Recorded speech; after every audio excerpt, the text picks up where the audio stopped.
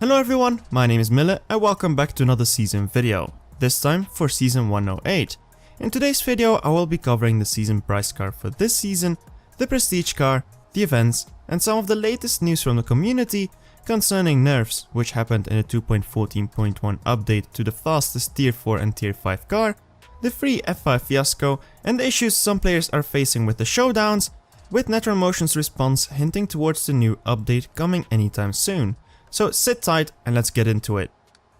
But to kick things off, we gotta start with the claiming of the milestone car of the previous season, the Mclaren Gt, which is a beautiful car, but if I can be honest, with a poor choice of rim design. I think the rims which are shown on this screen look a lot better compared to the one we actually get delivered. But no worries, if you don't like them like me, or if you did not get the car at all because you were not in a milestone position, there is a very small chance that you will pull this car in any of its 9 specs from either the silver crates or the gold crates from next season on. The chances are super slim though, keep that in mind. However, for the collectors out there, this is the only version with these rims, making it a bit more exclusive if you look at it that way. As for performance, you will most likely encounter this car maxed out in the 7.7 lobby as it runs a 7.8 dead. For me now, I will keep it stock somewhere in the Mclaren garage because for now I don't really see any purpose to it, but at some point it might come as a gold cup or maybe in some other kind of Trinity event. For newer players however, this could be a good card to run against Tempest if you don't have any other tier 5 option where Mclaren parts are quite common. The season price car for this season is a tier 4 car, the Alfa Romeo 8C Spider. We already had the 8C Competizione in game for 2 years now, since it came with the Formula Italia, but I'm glad to see it came for free to play players too, albeit lacking the roof. The 8C has always been a car which you either like or don't like. At first I was not a big fan of the design, but if you realize that this design is already 17 years old, you might realize that they were a bit ahead of time. I wouldn't say it is a modern design, but if someone told me it's from 2015, I would hands down believe it. The top 10 will receive this white version with the special rims, while us milestone players will get the Giallo Prototipo paint job with the iconic 8C rims. As for performance, the dyno sits at a 10.57, with my first attempts putting me on a 10.3 already. So, like the RS6 Avant, a great dyno beating car to look forward to.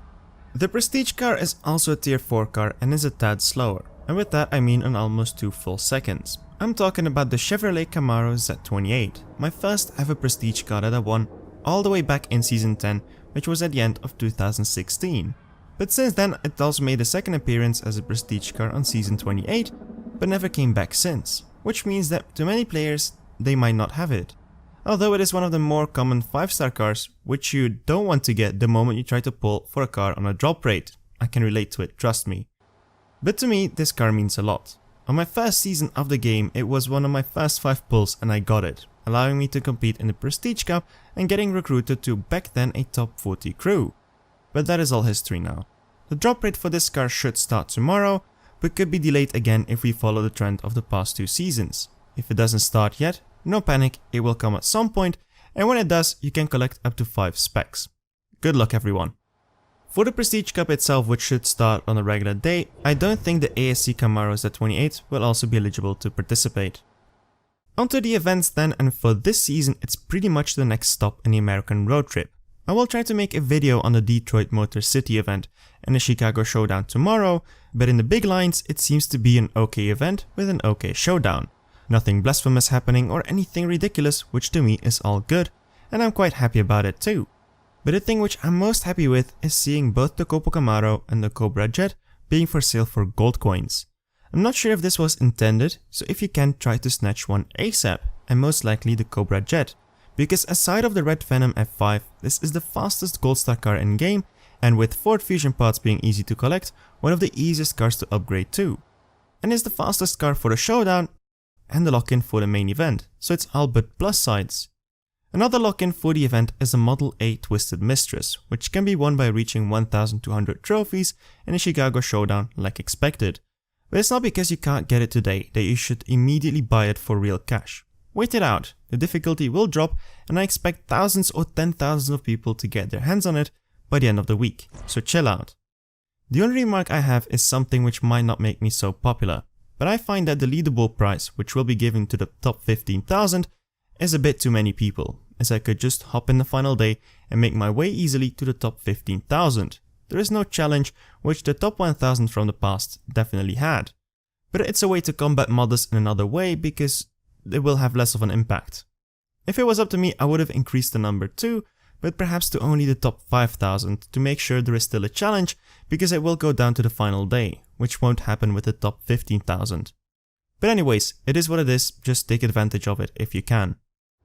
There are 3 more topics I want to touch upon today here. First off being the Hennessy Venom F5 concept, Gold Star Fiasco. For those unaware, inactive returning players were rewarded for free the Gold Star Hennessy F5 concept, the red one, for just returning to the game. This has caused a mixed feeling with many active players including me, as this is the fastest Gold Star in-game, with certain recorded runs going all the way down to 6.94 or even a 6.93. This feels a bit like rewarding inactive players, while active players are almost constantly asked to spend their resources on these hard events. I'm not talking about money, I'm talking about gold keys and other in-game currencies. I reached out to Natural Motion about this and they did respond with the answer that active players over time also receive equal rewards, expectedly. To me this is a bit tricky, as this is a car which might be a lock-in at some point for this American Road Trip series, with a drop rate costing keys to many, while others got it for free. So to me that isn't really a good reasoning behind it. What I do think happened is that they were not aware that they rewarded such a valuable car which will be important soon. There is nothing that can be done about it now, but all I can hope that the next time in the future when they do such an action, a less controversial car is chosen, as it has infuriated many players which have been punished for being active, which does not make any sense. On the other hand, I doubt these inactive players have any resources to build these cars anyways, so they will be gathering dust, or these people will just not even bother about it. Another controversial topic is the nerfs, which happened in the 2.14.1 update, which was bigger in size than I expected to be a hotfix, so there could be something underlying which has changed, which we are not aware of, but on the surface, it's all pretty much the same, with the exception of the nerfs which happened to the fastest tier 4 and the fastest tier 5 cars. Yep, the Ford GT, which would become the absolute king in tier 4, has gotten the nerf I expected. From its expected 9.4 time, which would have torn a massive imbalance in tier 4, my best attempts now strand me on a time 0.03 for the Gold Star and a high 9.8 for the Heritage Edition. But of course I expect improvements of these times to happen once others get their hands on the cars. In all honesty, I'm not too upset about these nerfs, as I prefer a more balanced maxed out tier 4 range, and the Ford GT is still in contention to be the fastest pullable tier 4 car, of which the current record is held by the TVR Griffith with a 10.0. So the cars haven't gone to absolute trash like many have stated already, they are just a bit more where they should have been in the first place. The current tier 4 king is still the NSX-R, which is miles ahead with a 9.4 if you get it to level 50, so at some point the tier 4 cars either gotta step up their game or the Honda has to get a nerf. The other car which received a nerf was the temporary fastest tier 5 car, the SSC Tuatara, which shortly ran a 6.870, but has now been put back to its original performance. There are no new official runs yet, but the dyno seems to match to what it used to be, making both the white and the orange version, which are identical in performance, to still be top 5, behind the Venom F5 and the level 50 F1. To the reason to why these were nerfed again, well, they were never intended to be buffed in the first place. It was either accidental or something went wrong. What I think happened is that they tried to put it on par dyno-wise with the F5 and the Chiron 300 Plus for the upcoming Tulsa 300 showdown, but not realizing it's already up there in terms of time. For me, this makes the upcoming showdown extra exciting, as the 3 cars are all within 1/100th of a second, which will get to closer racing.